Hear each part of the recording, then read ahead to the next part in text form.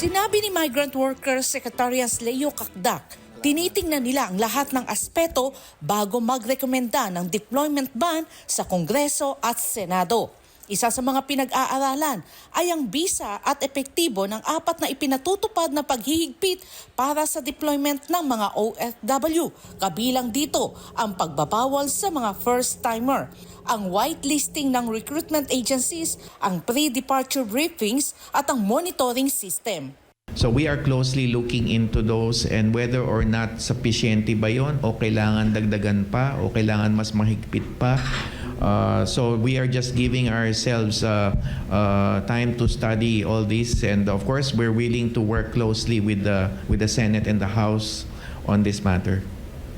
Sa kasalukuyan, mayroong humigit kumulang 6,000 bagong hired na Pinoy workers sa Kuwait.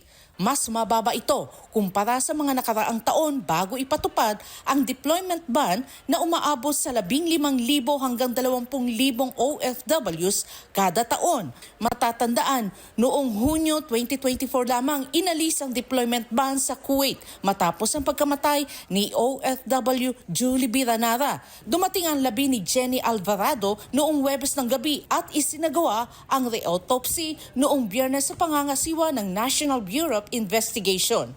Nabanggit din ni Kakdak ang mga isyu sa proseso na may kinalaman sa maling paghawak ng mga labi ni Alvarado at tiniyak ng opisyal na magkakaroon ng mas mahigpit na hakbang upang hindi na magkaroon ng palitan ng mga labi bago ito ipadala sa Pilipinas.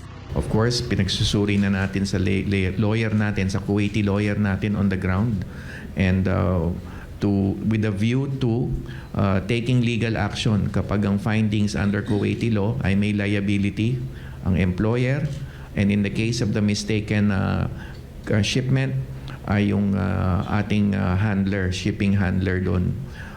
Kaya't pinag-aaralan po na maigi ito, and in due time we will take the necessary action. My latest instruction to our labor attaché, we met yesterday, is to already send the necessary letter of demand to the cargo service provider. Para sa Diyos at sa Pilipinas kong mahal, Cherry Light, SMNA News.